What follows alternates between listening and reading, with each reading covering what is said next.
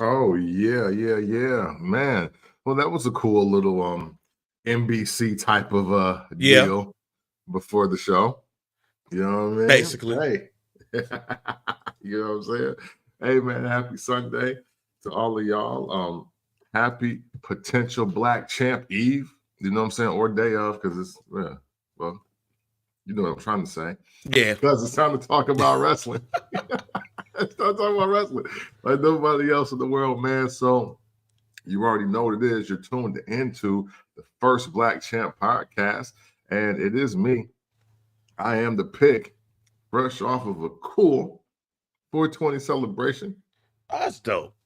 Care from the port. I bought drugs though. Yeah, okay. Oh yeah. Hey, okay. You know Hey, what I mean? therapist told me to go ahead and get the drugs, fam. Yeah, man. I was so excited. So salute to the Wanda brand. You Yeah. know, that's good. That's good for my, like, I'm not arthritis. I'm not like, I don't have that, but like just pains. Yeah. My 40-year-old ailments is good for that. Oh, it's that time. I'm checking out the 1906 brand. You know, Okay, I think I've heard of them. Tomorrow or Tuesday, depending on when it comes. But I'm excited about that. I'm also excited about today's show. Make sure you rate, like, subscribe, download, wherever you get your favorite podcast. As y'all saw in the opener, Barber's Chair Network is the home. Make sure you subscribe there on everything. Also, make sure you follow us on everything at the dfbc.pod. And you can search that out and get all episodes on your DSPs. Make sure you get the merch. You see that Camp got on the hoodie. I do not have on First Black Champ gear, but I saw this online. I'm going to Miami on Friday, and I was like, fuck it. We raised Ramon in it. I saw this online, and I bought the Raise Ramon shit. I'm going to go to Florida, and I'm going to say that nigga's me. Oh, no. I'm going to wear this. God. I'm going to wear this on the plane, and somebody's going to be like, yo, Raise Ramon, that's dope. And I'm gonna be like, yeah, this is me. Word! Oh man, that's wild. I'm going to lie. Yes, I'm going to lie. Even though buddy ass do look like me a little bit from the side at that age. It's not me, but I'm gonna lie. I'm gonna lie and say that was me with Razor Ramon, Scott Hall during the vignettes. I'm gonna say this kid right here. I'm gonna say that's Otis. Hey, yo. Gonna lie. Yo. That's my cousin Otis. That's Sade and that's Renee. Those are my cousins. And that's Vincent. No. I'm gonna say it's Vincent. I'm just gonna lie. I'm just gonna lie. I mean, hey, it's 2024. Why not? I mean, hey, look, everybody got their own version of lies that's wrapped in truth. Oh yeah, you know what? No, this is my truth. You're right. This is my truth. You know, this no longer lies. It's not the truth. It's my truth, right? And my truth is that that kid in the jean fit right there is me sitting next to Ray Ramon on the block. And I ain't been back home. Right. And I ain't been back home since this. So I thought it was fitting for me to wear me and Ray Ramon and my family as I go back and kick it. I'm going to lie my ass off. I'm going to see who accepts the lie and laugh if they say something. You know, but what that does means no First Black Champ episode next week because I then will be probably in Grand Turk. Oh, yeah. Yeah. And I'll be in Lexington. So, man, that kind of worked out. There you go. So, see, you know what I'm saying? So, I'll be working, though. You won't. Yeah, nah, I won't be working. I'll be working. I'll be tired as hell, you know, probably after a Earth, Wind, and Fire performance. So, so before last one too, ain't it? This is that's Frankie Beverly and May. Yeah, that's Frankie Beverly. Yeah. It's about time too, because Frankie be on stage sounding hoarse. Yeah, man. But hey, salute to the legend, the icon. Oh yeah, one of the greatest, and definitely one of the most black famous people of all time. Man, hey, now that is a fact. Yeah, I would have thought. I think my grandma knew who that was. And she only listened to James Cleveland when I was like 7. Right, yeah, but like white people, I don't think only white people that love black people know Maze featuring Frankie Beverly. I asked my therapist because me and my therapist had a black famous conversation Oh, that's because I hard. had right. That's hard. You know me, like, hey man, hey, we were talking about the trip that I got to go on. I was like, you don't know some of these people. And I named one person. She was like, oh, I know that person. I was like, oh shit, okay. Do you know Frankie Beverly? She's like, no, does not ring a bell. Really? Yeah, white. Oh, wow. Yeah. Well, yeah, that's true. That's now true. she was black, but like, oh, I know who the fuck that is, but Right. That's what you mean. like, if you meet a white person and that white person says, I know Frankie Beverly and Maze, they're not racist. Yeah, that's true. Like, That most likely they parents, if not them, they were participants in the Black Panther Party for self-defense. Like, there's certain people, if like white people know them, I don't consider them racist. Like Frankie Beverly is one of them. If you go in a white person's house and Joy and Pain is playing, oh yeah. So they might be descendants of mixed grandkids.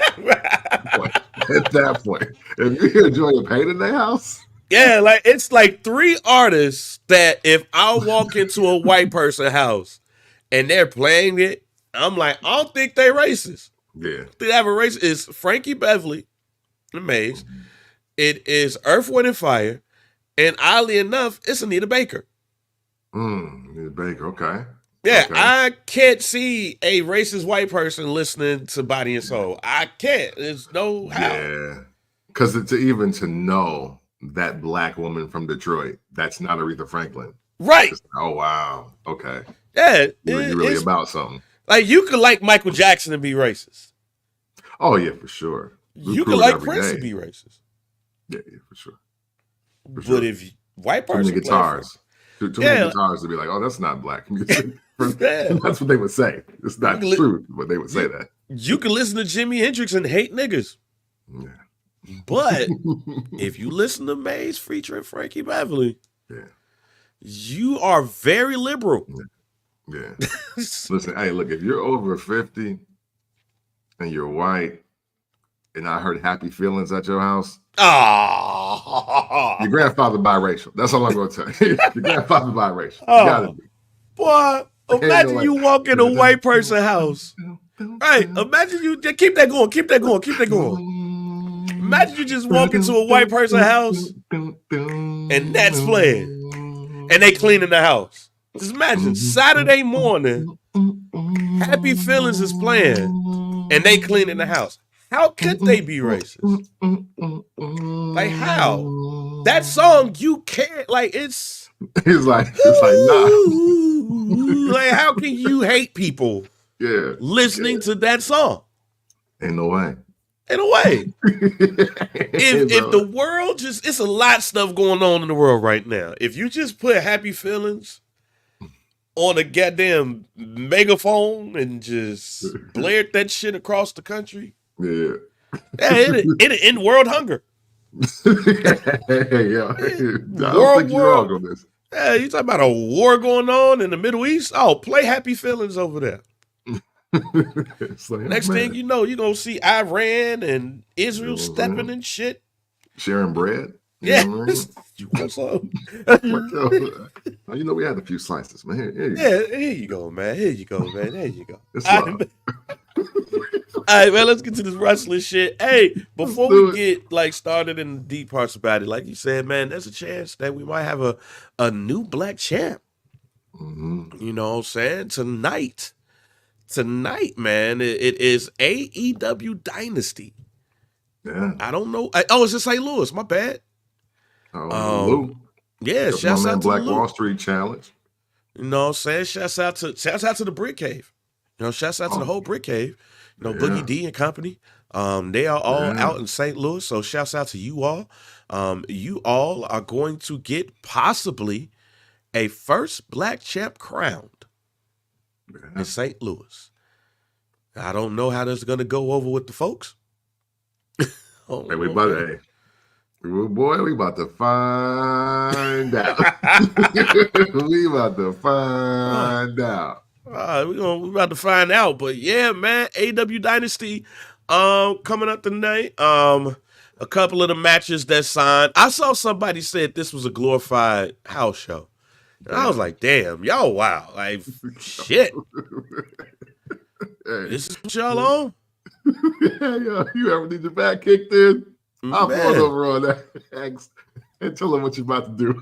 Yeah, like I felt bad when I read this shit. I was like, God damn, how we just gonna call this a glorified house show at the Chaffetz?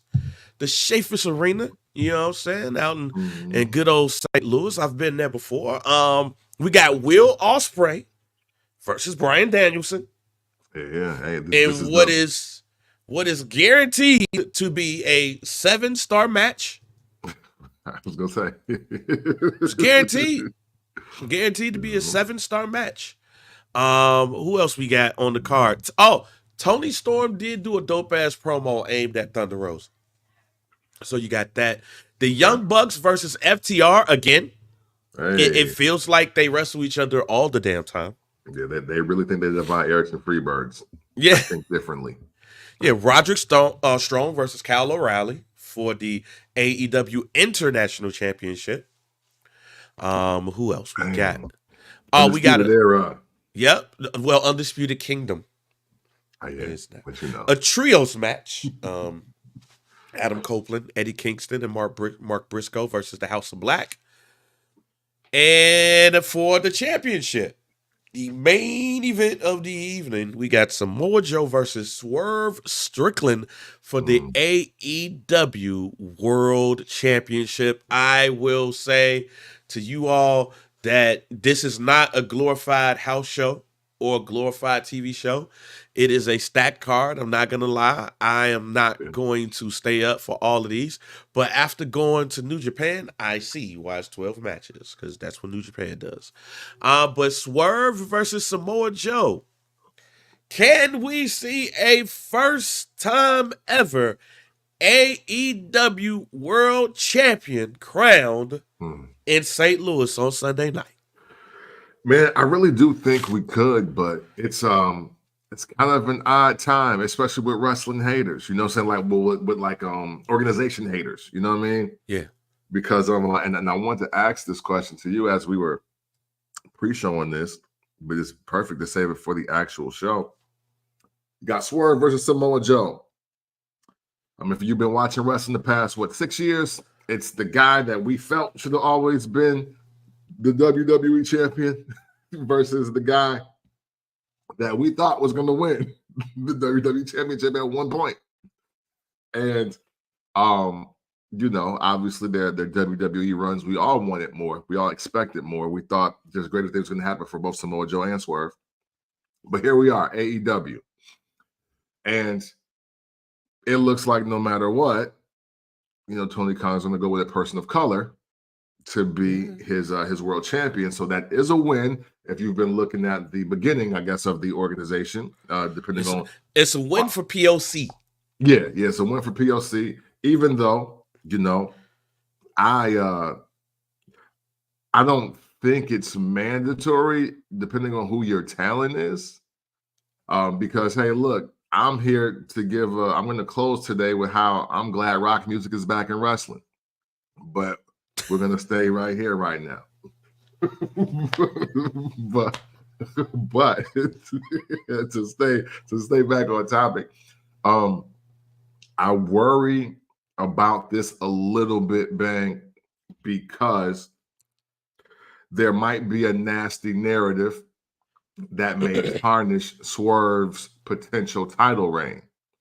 And that nasty narrative could be, oh, well, we see what Jade doing. We see all the black excellence and the blackness. So now he's making Swerve compete by beating a Samoan, and Samoans are running the WWE right now. So this is his way of, pandering and yet elevating his, multicultural talent at the same time. And I don't want that for Swerve, because I think Swerve is dope. So I just want him to flat out win the title, People feel that he's earned it, he's deserved it, and he's dope. Now, granted, I see the footage, from the arenas to Rolling Loud. People obviously want him to win, but I don't like for black champs to have asterisks. You know what I'm saying? We got to eat that Kofi one. That's why we don't talk about it as much, even though we love the moment in time. But I don't want another Kofi-esque situation for Swerve, because that young guy really gets busy. And I don't want it to seem like Tony Khan's late button pushing on just champions of color has anything to do with what we potentially could see tonight. I feel you. I think my bigger worry is him being a transitional champion. With Will Ospreay there, I think it's more of a conversation of putting the belt on somebody like him. I don't want him to get the belt and then lose it on some random ass episode of Dynamite. That's what I'm worried about. I think it's time. I think Swerve has really put in the work. The fans is all behind him. It's time to put the belt on him. Whether if he was a person of color, black, Mexican, whatever. Yeah. I think it's time. And that's what I want people to have right there. I don't want people to move from what you just said right there. Like, but my thing is that'd be fucked up, fam. Yeah, that'd be wild. That'd be fucked up. It's shit. Imagine this Swerve won tonight. I'm gonna come out to Megadeth. And all of a sudden, fucking Tony Schiavone be like, "Oh, what? Oh my God, is that?" You know, Tony Schiavone is the king of, "Oh my God, is that?" And then we know exactly who the nigga is. Like, we know. You just trying to figure out what we calling him now that he over here. Because, Edge, oh my God, is that? Hey, man, they going to call him by his real name. Adam Copeland, I can't believe My God, I can't believe it. You sure they ain't going to call him Edge? No, WWE own that shit. Adam Copeland, oh my God. So that's what I hope. I hope that he wins it. He gets his time in front of St. Louis. Everybody do that dance and shit. That Prince Nana do or whatever. And then we all good. Also, before we get into some flashbacking here on First Black Champ, it seems that Uncle Howdy is coming. Yeah. We got QR codes again, fam. We got to make sure our phones is handy. Yeah. When we watching wrestling again. Yeah, my phone went to shit too. I gotta delete, I guess, 1,000 things. They won't even let me check email. I was out of so much storage.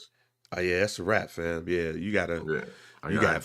Yeah, my next phone will be 1 terabyte. Yeah, I'm with you, fam. I'm with you. But yeah, man, we starting to see some QR codes coming up.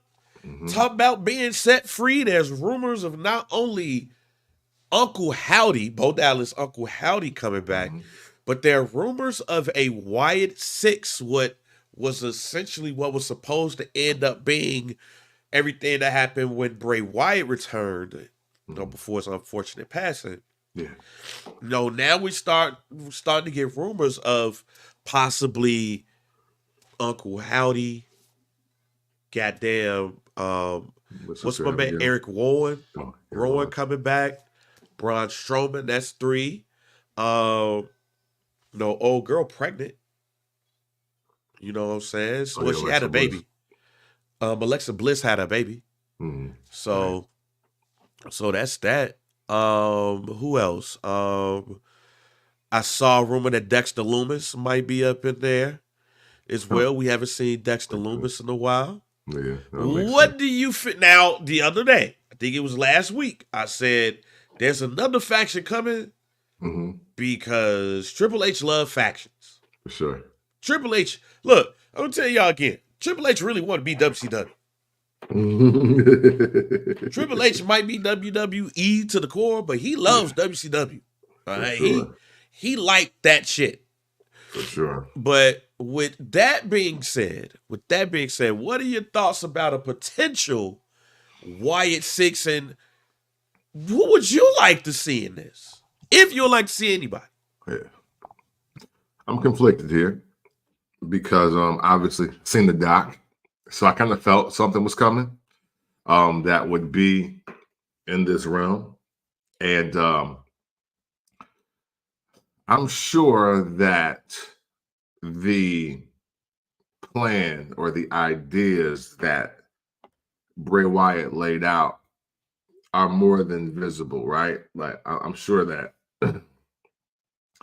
and I'll say this: I'm not excited for it, but I do like the fact that Triple H is kind of overseeing it because he's wrestling mind. He's well, he's overseeing the programming. I'm sorry. So he's like wrestling mind. I'm sure that he could talk with, Bo Dallas. And obviously, hey, look, man, Barry Windham is still alive.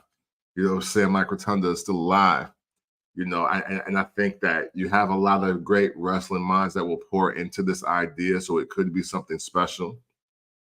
I don't think it will be as, cinematic, New Line cinema-ish or whatever, because that's kind of what Bray Wyatt's bag was. I still think he could have been like the Scorsese of WWE films if they gave him a chance, if he had that chance, you know what I'm saying?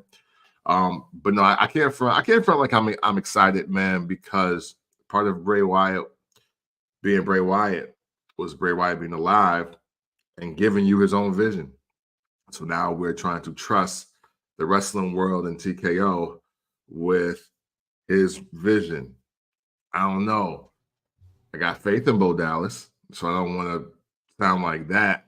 But what are we going to do and where are we going to go with this?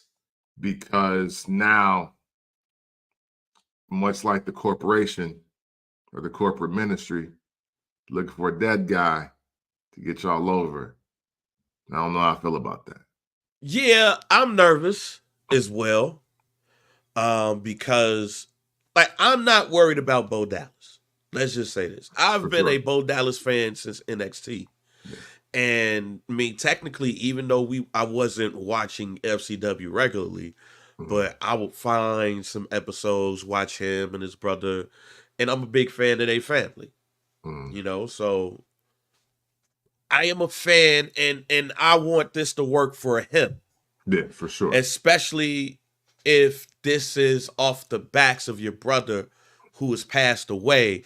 You don't want this to fail. This can't fail. Yeah. So much pressure behind this. With that being said, that's part of why I'm nervous about this. Mm-hmm. Like, I would rather him be his own man. It's like when Eddie Guerrero passed away, right? Mm-hmm. I still, and this might sound shocking to some people, but I still feel a way about Rey Mysterio winning the title off of the back of Eddie Guerrero. Yeah, no, for sure. Because it's like, we gave him something because of that. And if he was not around, he wouldn't have got it. Right. Like, you wouldn't have done it. And that goes to, it has to be one type of shit. Like, it got to be one Mexican superstar. It has to be one black superstar. So that's at that time. Yeah. Chavo went from being Curran White to back to being Chavo and shit. Yeah. Like, to being released. Like, even to me, like, if you was going to do that, you should have gave it to a Guerrero. Yeah. You know what I'm saying? And that's probably why it feels like to me that Chavo feels a way about Rey Mysterio Jr. Like, if you're going to do that, it should have been with the last name Guerrero, not this dude with the mask. But I feel a way because it's the always one type of thing. Not that it shouldn't have happened, but it had to be like one person die for you to go ahead and take that spot. Yeah. So that's what I hope don't happen here. It's already a number of factions. And then, like, are you going to eventually put the belt on Bo Dallas? Or are you going to do what should have been done in the first place with this? Use this as an attraction. Mm-hmm. Like y'all did The Undertaker in this early time, and not try to put a belt because everybody is so excited to see or hear this person. Yeah. Now, if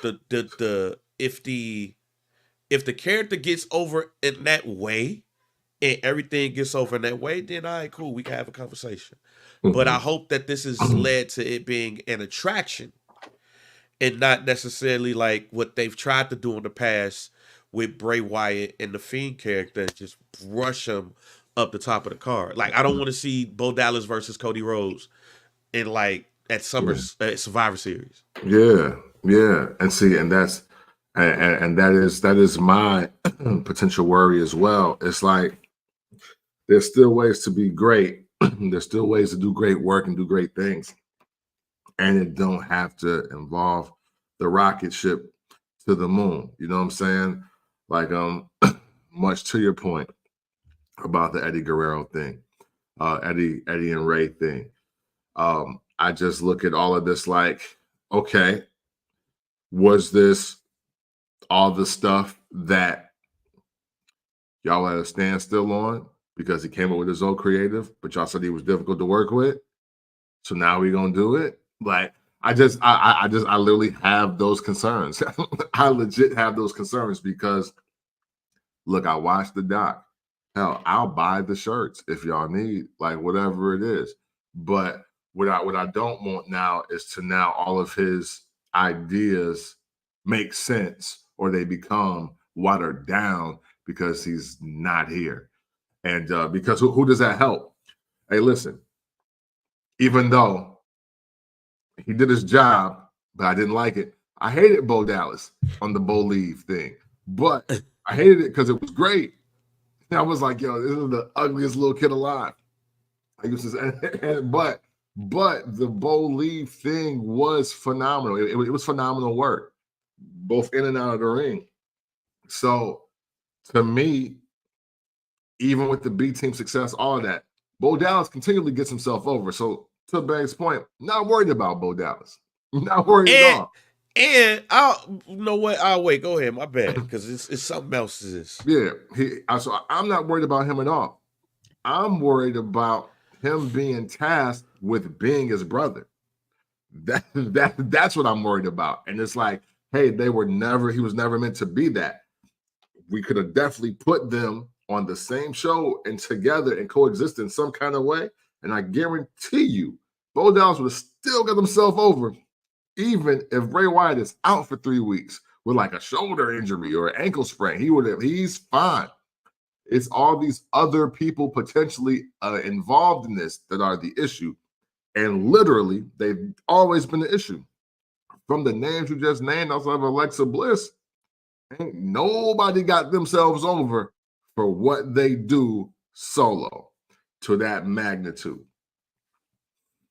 Yeah, so the other part of this is I don't want to hear the name Uncle Howdy after he debuts. Kill that name.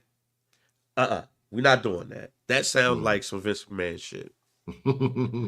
That sounds like Vince McMahon saying, yo, I got to name one of these people. What about Uncle Howdy? That name always sound clownish to me. It just sounds like he's Uncle Elmer's cousin. Go back to WrestleMania 3 if y'all don't know what I'm talking about. No. I want him to have the Uncle Howdy mask on and Michael Cole gets his, is that Tony Schiavone on, that he takes off the mask and he uses his real name. Because I got questions. Yeah. Why the fuck they put an O on Rotunda's name? Have you thought about that? I've thought about this all my life. I have a wrestling podcast, so now I can say it. Somebody got to tell me. Their name is Rotunda. Yeah. Why they put an O on their shit? My guess is that's just how long Vince McMahon will NIL you and trademark you. And you better. He was like, yo, because he was probably like, yo, I really want to be myself. No, you're going to be IRS now. Yeah, like, hey, because you already took my name. Yeah, like, I always wondered that, like, yo, that is Rotunda. Why they put an O on that? That got to be Vince McMahon's way of trademark. Hey, we just gonna put the O on your shit instead of A. But Triple H, it seems like to me, wouldn't that be wild if the trademark paperwork just came across with the error? And he was like, I know that's the shoe. Yeah, man. The shoe, bro. Somebody fucked that up. Somebody fucked that up in processor, fam. Your shit's got an O on it now. We're gonna keep it there. So like Brando said, yeah, a name like Uncle Howdy will never be WWE champ. A name like Uncle Howdy would never be no champion, but 24/7. So what I want when the debut happens is the light is dark as shit, the light flight right here, and he slowly takes that bitch off.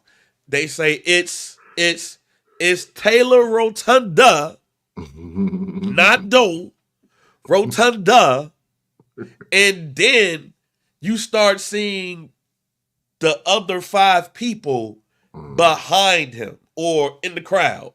So like he's in the middle of the crowd. Then the light shine over there is Eric. A light shine over there is Bray. A light shine over there it's Dexter Lumis. And then it's Alexa Bliss holding her baby. And they all look menacing. And then Raw go off. It's like, ah! And then it goes off. What, just for name's sake, what if he was Wyndham Wyatt? Nah. No? Nope. Okay. They're the Wyatt 6 led by Taylor. Okay. All right. Or just Wyndham. If you want to just say Wyndham, because Wyndham is his brother's name, which is his uncle's name, but his daddy last name is Rotunda. So that's what's like, all right, cool. So maybe it's just Wyndham, Rotunda Wyatt. But then Mike like, yo, what about me, son? Like, damn, you right, fam. We just Taylor Rotunda me. I'm digging it. And then you just slowly build this shit out. But don't put them in no title hunts. Matter of fact, they can help you win the title.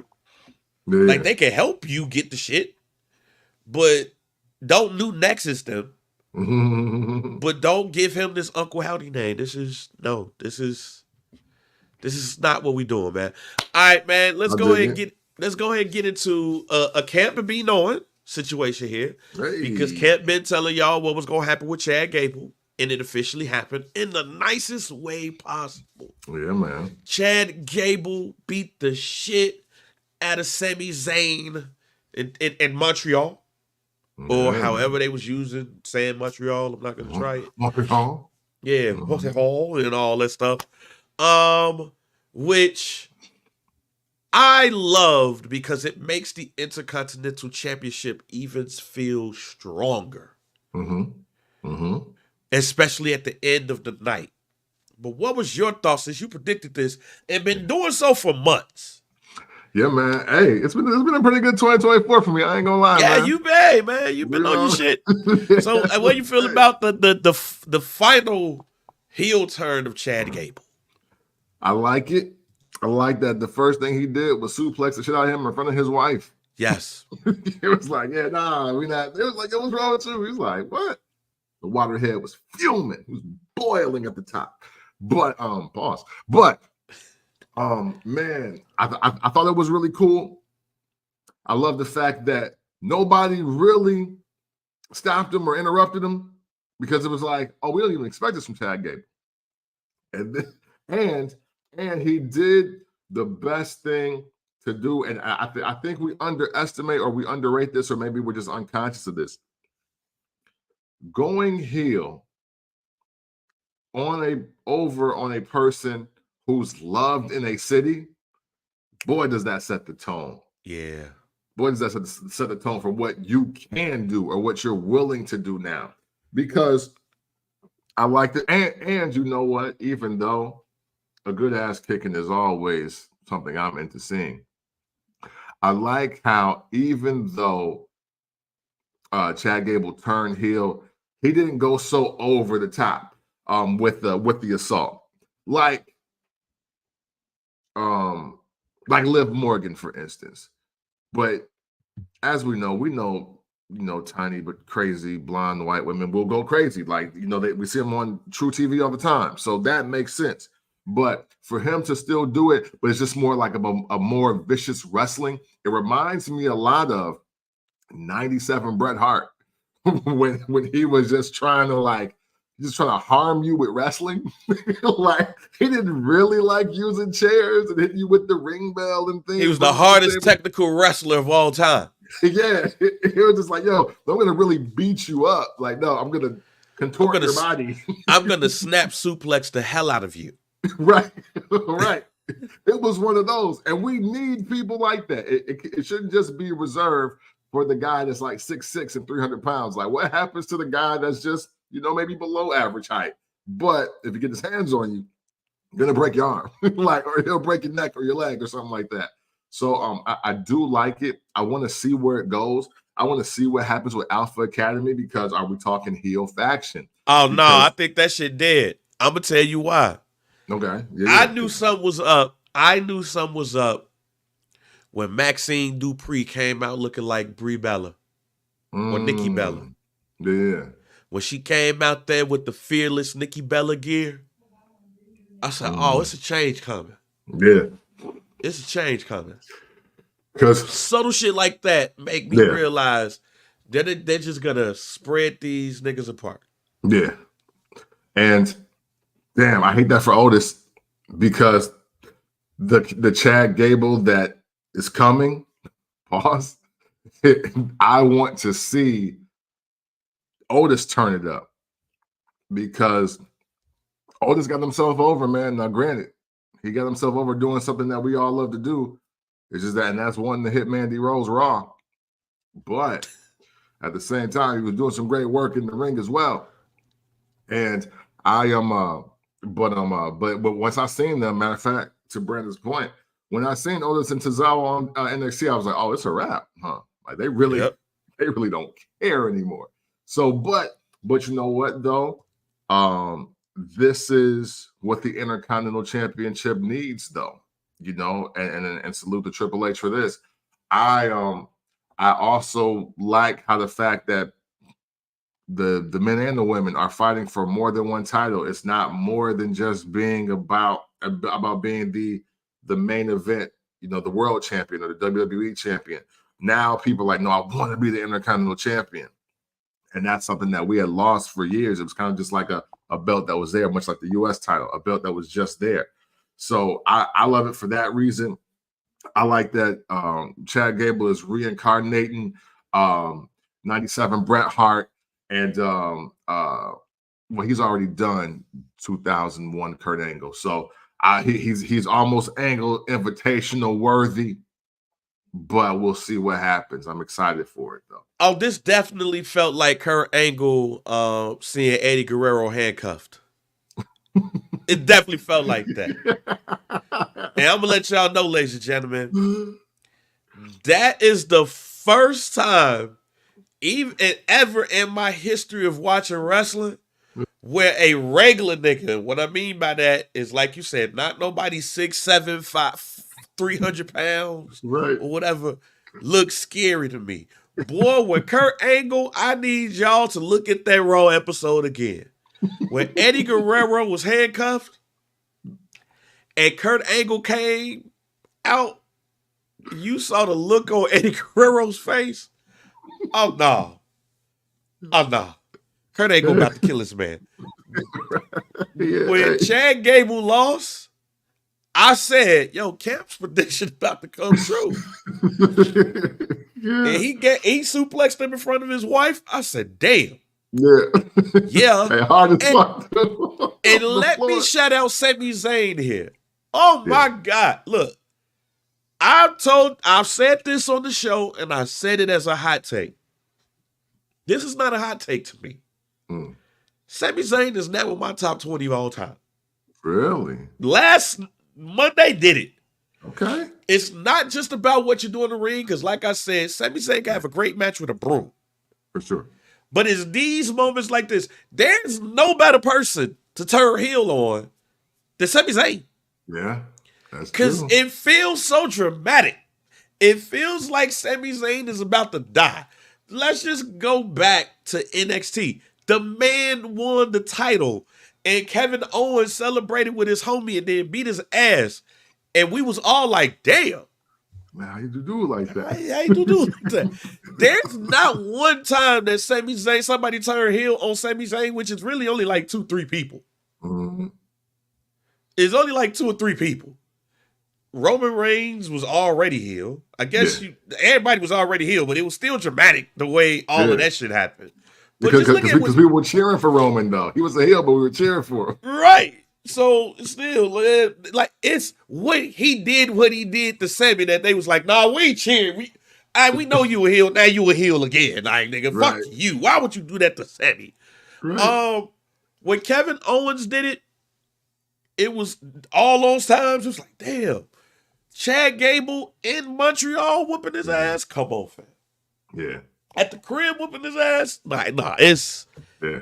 And it gets him over to the point where another question I got for you is, we've talked about this with the World Heavyweight Championship, right? Mm-hmm. I've still said that it's the Universal Championship, then it's the World Championship, Yeah, Intercontinental Championship, like slightly under it now, then it's the United States Championship, right? Mm-hmm. So to me, the World Heavyweight Championship is still a secondary championship, which anybody could win. It's almost like and damn, Rick Rude don't come down here and Rude Awakening me.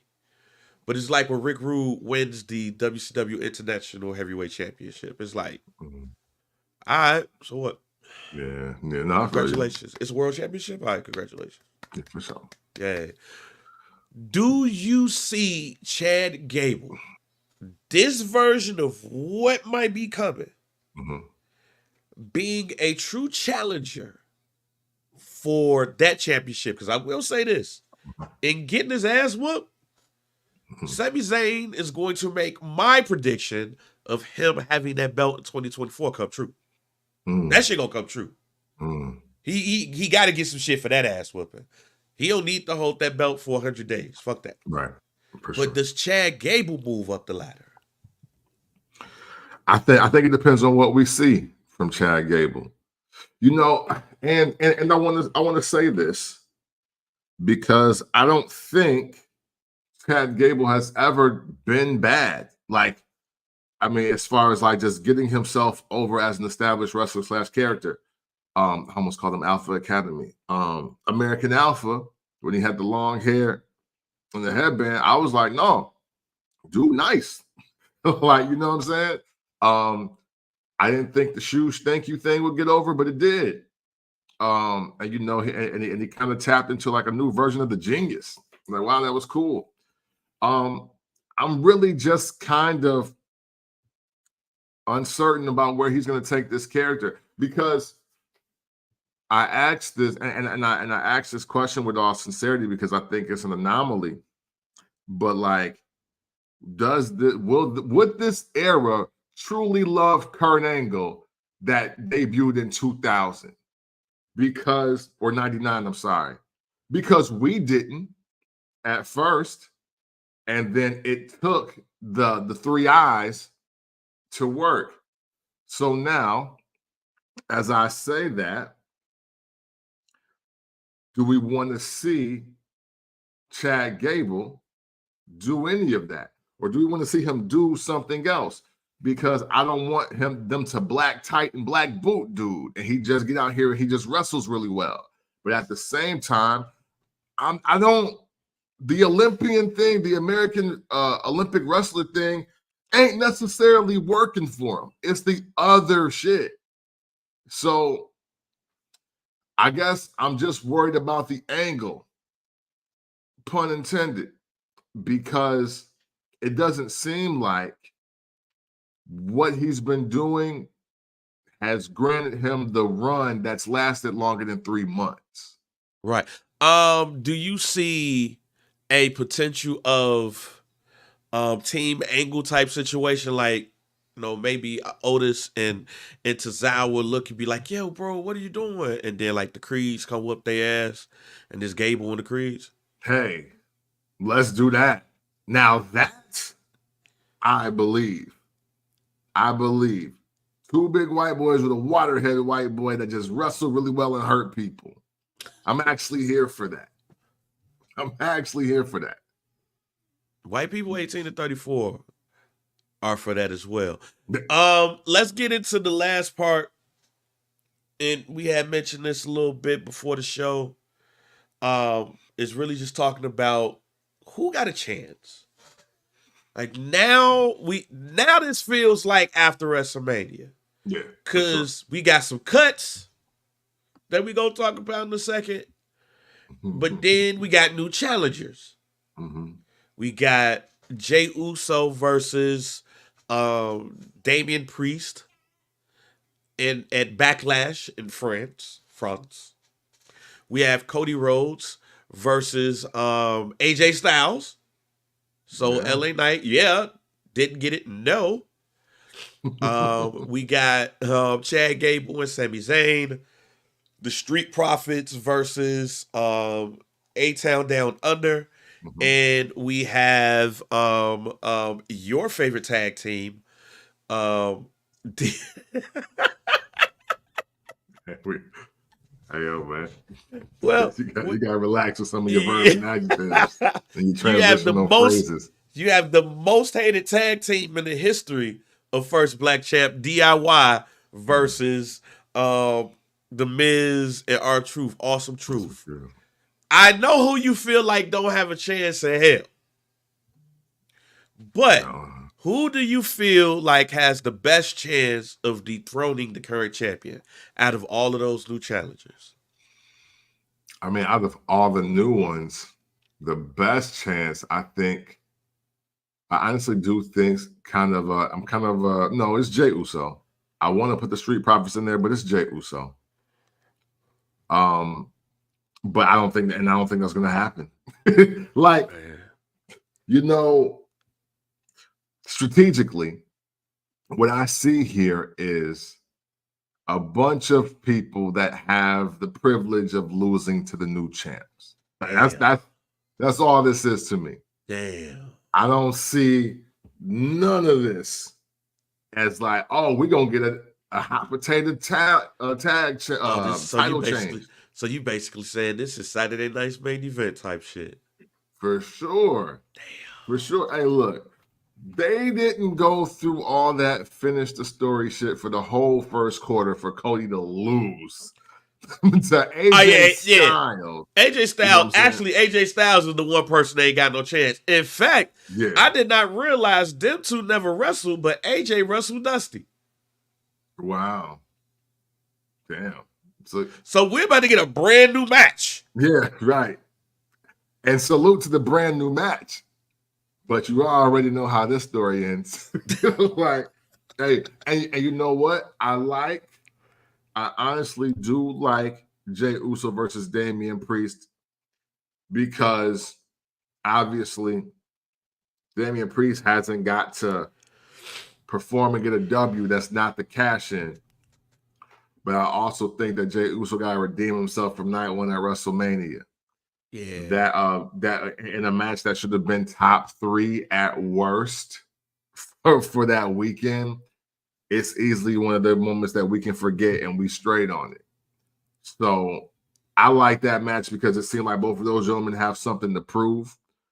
I like how we're recognizing Damian Priest as the champ. Wait till the guarantee. Obviously ain't got the light on him. Shannon, wait till the guarantee because I've been calling this for a year. But wait till the guarantee. Hey, listen. And speaking of that, Cody heel turn and all of that, I'm glad that they did this like they did. They gave LA Knight the WrestleMania victory over AJ Styles because that's important. I didn't want LA Knight to be the first guy to lose to Cody Rhodes. I didn't want that. So I'm totally fine with that. That wasn't a heat check moment. That was hey, these guys actually had one of the better matches at WrestleMania, and it was for nothing. So let's put one of them in front of Cody first. I think AJ needs that look that, hey, yo, I'm still main event. I was a world champion at one point. I think he needs that more than LA Knight did. LA Knight got a WrestleMania victory. He can live off that till about June. Yes, he can. You know what I'm saying? So that Street Profits, A-Town Down Under. I'm curious because the Street Profits better win something here really soon. They better win something. And I ain't talking about another fatal 4-way match. They have a knack for winning matches when there's a bunch of people. Hey, they won the Loser League SmackDown match. Yeah, hey. Essentially, that's what that match was. Hey, but who won that? You know, but at the same time, who won? Who really won that Loser League SmackDown match? I don't know. I really don't know. That shit was a Loser League SmackDown. As soon as I saw AOP on SmackDown, on NXT with everybody, I was like, the fuck? This is a Loser League SmackDown match. Wow. You know, but yeah, no, I look at this as all as like, hey, look, we got a stellar card, we got stellar talent, but these the champs. So let's see where it goes. July, we'll start talking about potential title changes for me. You ain't gonna like this. Oh, shoot, here we go. But Guarantee Part 1. Yeah, DIY beating Awesome Truth. Wow. Yeah. That is disgusting. I can't believe you said it on this platform. That's disgusting. Yo, that fucking sucks. As soon as they won the match, I was like, fuck. I don't want that to come on here and say this shit. Oh, man. Because I see this similar to when Zack Ryder won the Intercontinental Championship but lost it the next day. We gave the fans their moment. Yeah, I get this shit out of here. Like, all right. Yeah. And when Triple H was confused about R-Truth jokes and shit, he's like, we get this the fuck up out of here. Y'all not holding this belt for 2 months. I hope y'all know that shit, right? Like, fuck up out of here with this shit. That's the team that got the best chance. When they kept showing the fucking Damian Priest vignettes and him getting hugs by Rock and The Undertaker, I was like, oh, they can't have him lose the belt in France. Like, no. Like, it might look like, oh man, this is Jimmy Uso's time to shine, but then Solo gonna make sure that ain't gonna happen. Because, hey, Tama Tonga looks scary. Like, he's scary nigga number.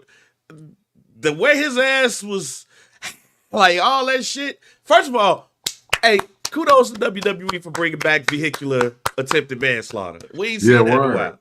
Yeah, that's when you know Triple H is in. Hey, you know Triple H is in power when we start seeing vehicular attempted.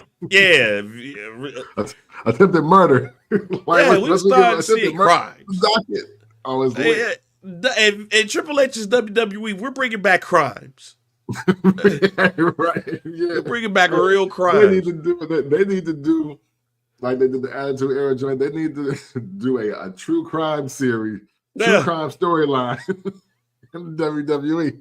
Yeah, we're bringing back crimes. Homicide, you're going to see manslaughter, you're going to see sodomy, you're going to see, it's going to be a bunch of things. Whatever the shit is when you having sex with dead people, like that shit too, like we bringing that shit back. Like necrophilia. Necrophilia. Like, look, kudos to Triple H for bringing back real crimes. Because when Kevin Owens came out and got thrown out by Tama Tonga, and Tama Tonga was just like, yo, here go this nigga.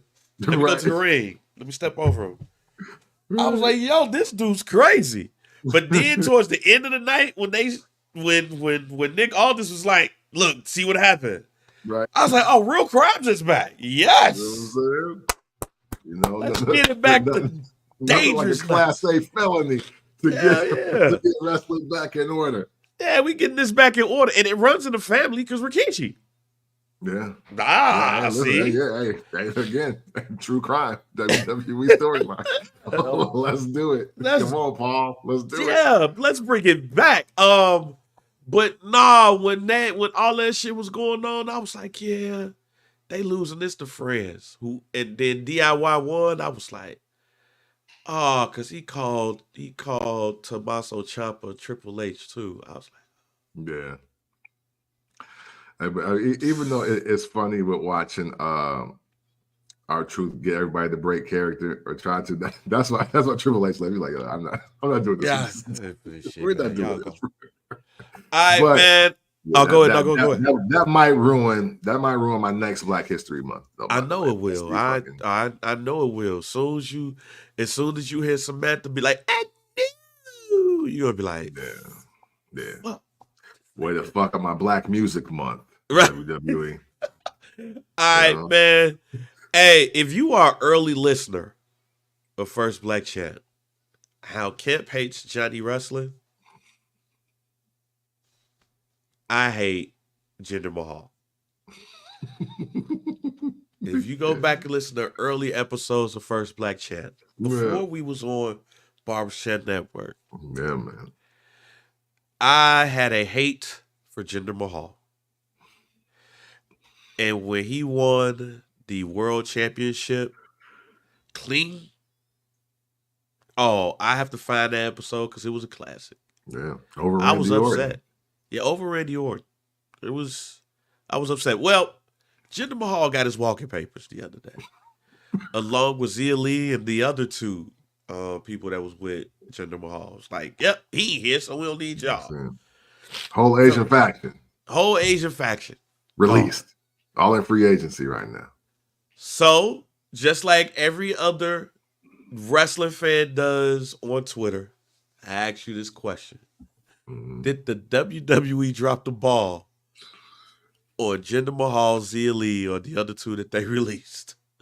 Sanga and Andrus Sear or some shit. Yeah, hey, I do like Veer. Ain't that dude name? Yeah, Veer. Yeah, that's his name. I actually do like Veer though. I mess with Veer. Okay. But no, they didn't. You know that's not even a serious question that they dropped. I mean, hey, you never know. Hey, listen. Motherfuckers be on Twitter like, oh, they released Coco Beware. They dropped the ball. Right, exactly. Hey, with some of the takes that we have seen in the last 3 years, dropped the ball on Coco Beware. I want to be clear, like, hey, yo, I did actually mess with Veer, but yeah, Jinder Mahal. Hey, I knew it was a wrap for Jinder Mahal during that Rock segment. Like, if you want to keep it real, I think that was heat check of the year. It was like, yo, let's see if anybody even gives a fuck about you at this point. Yeah. And they gave him a mic, and they gave him a mic in 3 minutes, and he didn't do shit with it. I still kind of feel like they went way off script, or he wasn't able to draw enough heat or reaction in enough time, so they just let The Rock go out there. So, like, I would love to see a behind the scenes on just like segment fails, because I think that was literally one of them. So I have no surprise here. And the fact that, the other two don't talk. So you kind of got to get released with them. Like, y'all never grabbed the mic to say anything. like y'all just made it back like. Yeah.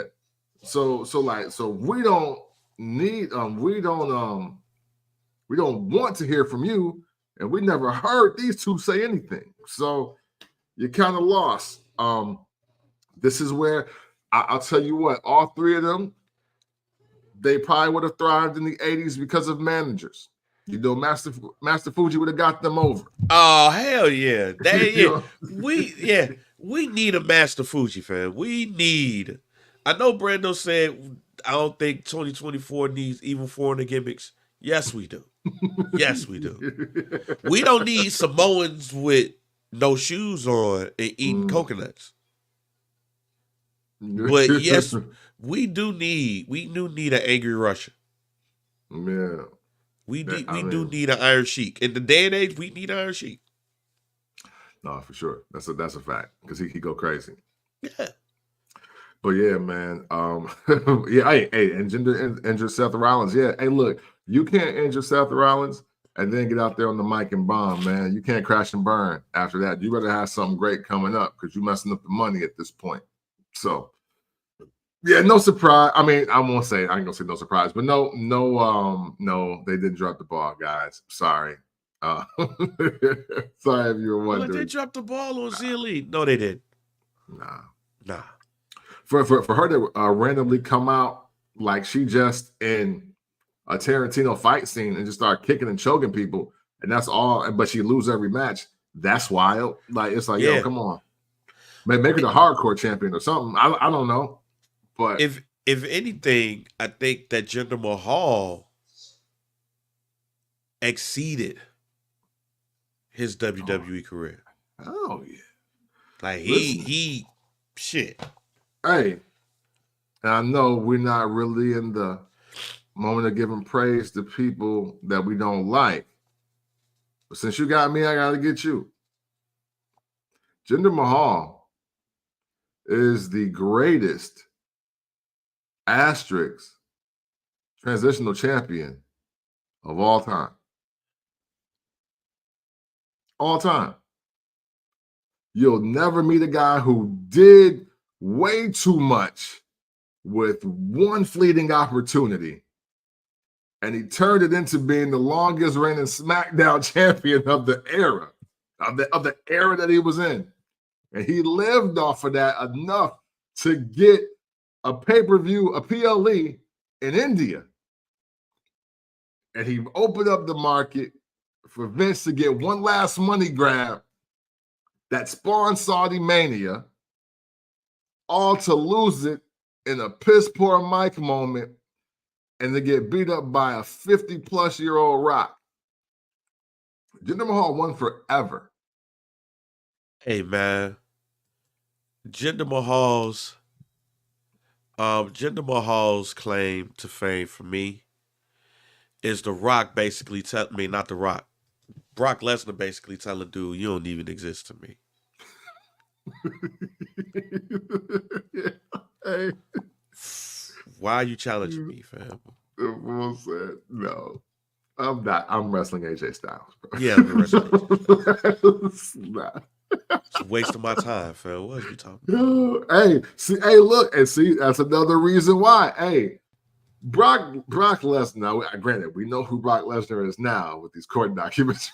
When Freak he meets the Vince. Freak man. But for him to be on the streak he was with that title, and for the guy to be like, nah, I don't even want to take the belt off him. We're not even on the bill together, bro. No. Like, what? Who does that? Who does that? Brett didn't do that to Shawn, and he hated him. He felt that he was ruining his marriage. And he didn't do it. Bret Hart was like, yo, you're trying to fuck up my marriage, Shawn. And they still went out there for WrestleMania. It had a classic match. Man, listen. Hey. First Black Champ podcast, baby. We the best in the world. Dog. Hey, man. Hey, before we get out of here, guarantees, I drop mine off first. Oh, I'm holding on to my year long now. So, Shannon, let me let you know this. Been saying this for about a year now. Cody Rhodes is going to go on his Homelander shit. Mm. And my prediction is it's going to happen while he's the champ. Mm.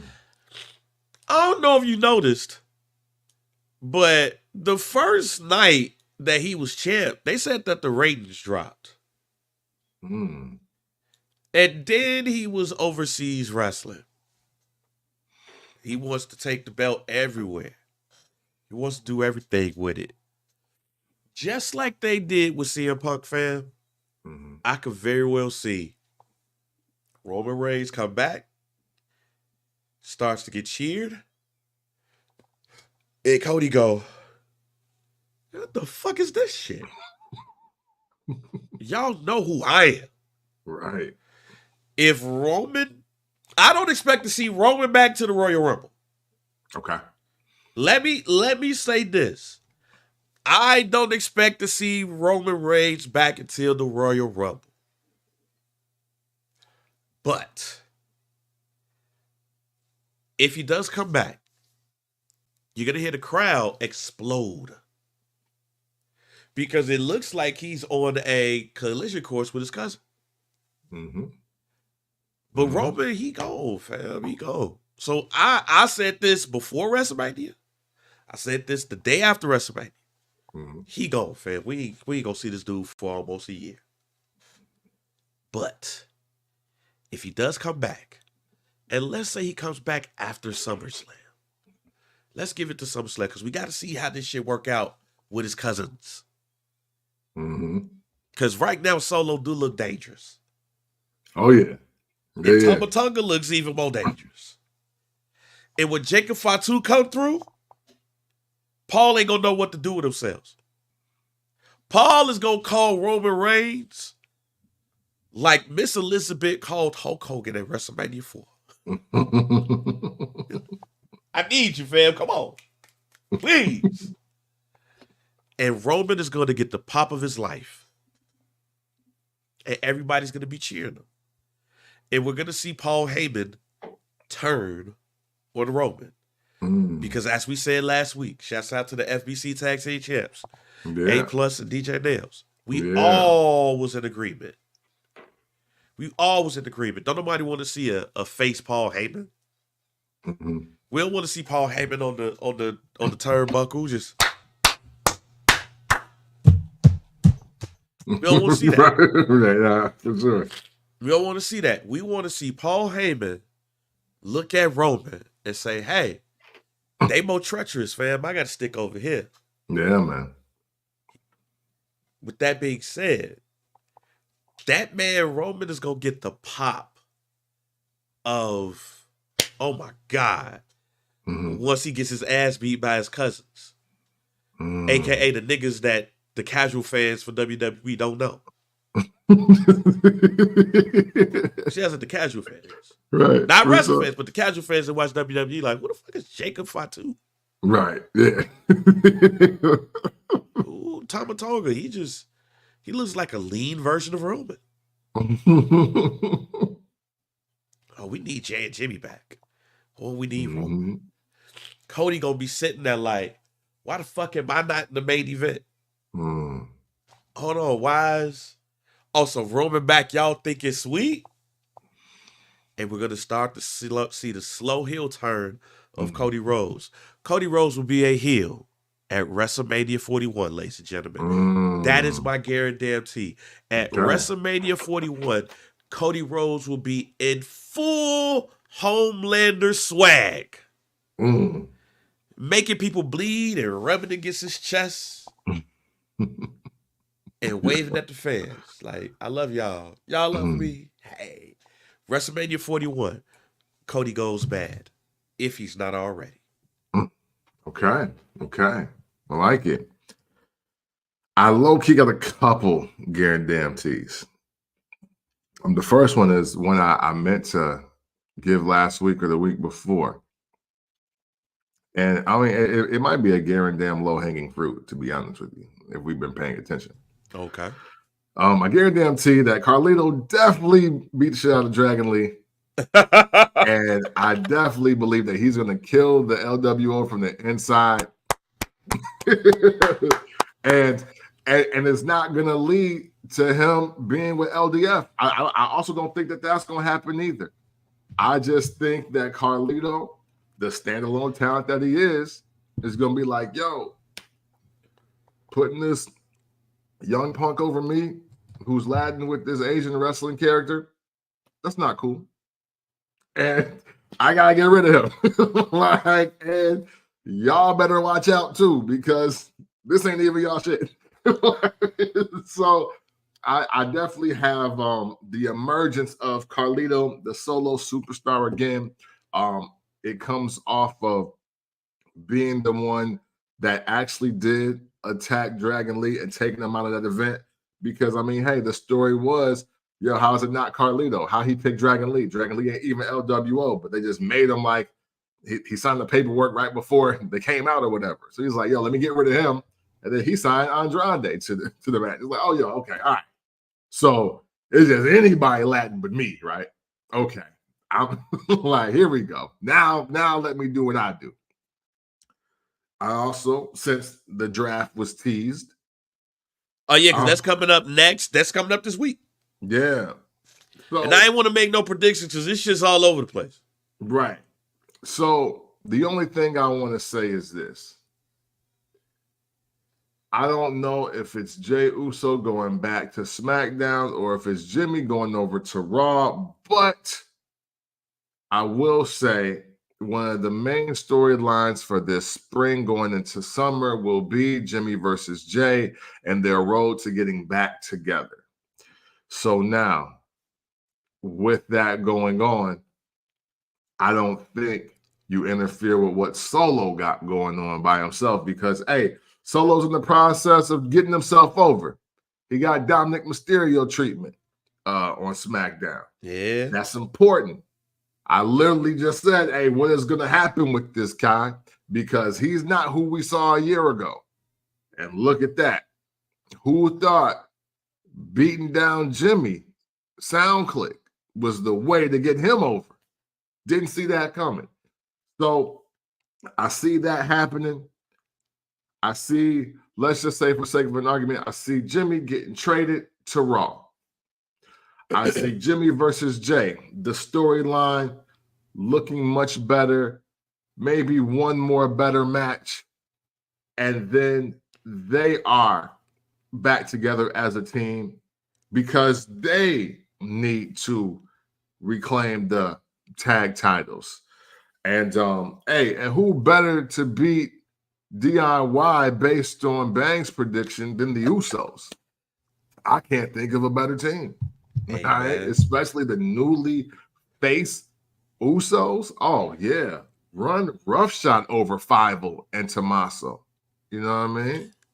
Look, I'm still waiting for Logan Paul and Dominic Mysterio to be not only on the same show, but to be a tag team. Hey, I get it, but hey, yo, when unfortunately because Rhea Ripley is out, Judgment Day about to break up a little different. Oh, that's my other one. Guarantee the real one, because that other one was just proxy, right? My other guarantee is that now Judgment Day does break up differently, but Dominic Mysterio gets Latin as fuck the rest of this year. He already played. He was like, yo, he only hanging around Latin individuals. If y'all notice that, he now that he got off of that fresh Aussie, he ready to get back out in these Boricua streets, and it's about to go up. Hey, when we look back at the faction, the Judgment Day, dare I say, it would have created three of the biggest superstars of this era. Even though, and I do think JD and Finn are going to win the tag team titles at some point. I think that's how it breaks down. Should they win that shit in France? Yeah, Damien Rose Solo, Dominic Mysterio, the next Latin superstar, like rivaling his dad's level of popularity. Rhea Ripley is Rhea Ripley already. She's gonna come back and do more of that. And I got JD and Finn Balor win the tag team titles, and that's gonna resonate into some stat for Finn Balor about how he should really be in everybody's top 10, and it flew under the radar. You know what I'm saying? I think that's gonna be one of those things. Well, yeah, we gonna see what happens, but hey, I still that's right, Santa. I still need my Art Bar Eddie Guerrero moment. I need them to frog splash the shit out of somebody in succession and be who they supposed to be, the two most hated men on television. That's what I need. Real quick before we get out of here, how you like them new tag team championships? Oh, I like them, man. I think they're super dope. I mean, especially based on what they had. Like, I still wouldn't feel in the pleather with the aluminum trash can lids on them. Yeah. So, yeah, those, hands down, the Raw and Smack Team tag titles were the worst titles ever. We could have got any of our children to collaborate, and they would have came up with something better than those. Love the new titles. I love that the titles look like titles now. Like, you want to hold those joints. Pause. And yeah, man. Now let's see some great content. Let's see some great story with these great looking titles. I think every single title looks dope right now in the WWE. I especially like the SmackDown ones. I like both. Yeah. But I especially like the SmackDown ones because it does not look like it looks like something else. Yeah, like it don't like the Raw titles, but just because it got the exactly. red. Yeah, right? I was like, yeah, y'all do that shit. That's wild. I mean, I like both belts, but the Raw championships look like the other championships. The SmackDown championships actually look closer to the SmackDown era belts. Yeah, and those are fire. Anything, and those was dope. I like those tag team championships, so I really dig those belts. With that being said, man, look, great show. Yeah. Great talking to y'all. We can't do this. Well, Camp's going to say that part. But with that being said, though, remember next week, no show. Camp will be in Lexington. I will be in the Ocean or Grand Turk, or one of them. Not for sure exactly where. Around that time. So we will talk to y'all again. What's that on Cinco de Mayo? We might even have to have an all Mexican show planned for y'all. We might just talk about Mexican wrestling. We might just talk about C-Mill and AAA. We might just talk about our favorite Spanish wrestlers of all time, our Spanish wrestling moments. You know what I'm saying? We might even just talk about who probably should be Spanish. Oh, no. But we'll see what happens, because I might have tequila on deck early that morning, because it's Cinco de Mayo. And it can't be a Cinco de Mayo without us talking about Santos Escobar. You know what I'm saying? You know what I'm saying? So, hey, man, thank y'all, and I pass it on over to Camp. You know what I'm saying? Conan fandom loading. All right? Oh, man. You know what I'm saying? Negro Casas. You know what I'm saying? What? Shouts out to Negro Casas, Villanano number 5 in this bitch. You know what we talking about, boy. We don't just watch regular wrestling, nigga. We was up there watching Octagon. Not Octagon, this crazy looking nigga. We talking about his daddy that looked like a ninja that wrestled in the Bruce Lee shoes. That's what we be on, fam. Yeah, man. Cuantos años TNAs, nigga. Mucho gusto, mi amo bang in this bitch. You know what I'm saying? Shouts out to Miss Fauché. Shouts out to Miss Fauché and Michelle Clark. If you went to Michelle Clark and you was there from 95 to like 98, you had Miss Fauché for Spanish. Nigga. That's all we know. Man. Como estás, Vince Gracias y tú? Mucho gusto, mi amo bang. Como estás? ¿Qué tal? Both are ways to say, how are you? All right, let me stop, because it's going to start sounding racist. And it don't mean to be. So with that said, guys, I hope you enjoy your dinner tonight, because if you're not ordering tostadas or something after all of that, I don't know what's wrong with you. Nigga, put the carne asada on the grill, nigga. All right, let me stop. Oh, man. But we appreciate y'all checking out the show this week, man. Oh, man. The FBC community could not do this without all of you. Your likes, your conversation, your comments, your shares. Greatest Spanish wrestler of all time. You know what I'm saying? Razor Ramon. Hey, that's actually, he's supposed to be Cuban. So you're not wrong. You're not wrong. Hey, man, I'm going to get him out of here. Hey, listen, man, we appreciate y'all. Hey, listen, obviously the first Black Champ community would be something pretty dope. It was just Bang and I. But all of you and your contributions to our community, that's what makes it special. That's what makes it dope. That's what makes it the realest wrestling community in the entire world. So, man, extreme gratitude and thanks to all of you. And understand, if you ever want to talk about wrestling in an unconventional way, you do so by checking out the first Black Champ podcast. Pick VP, DOC, and we are out. Absolutely fuck Johnny Wrestling. Yeah. Damn. Future tag team champion. Man, get your Pixar ass.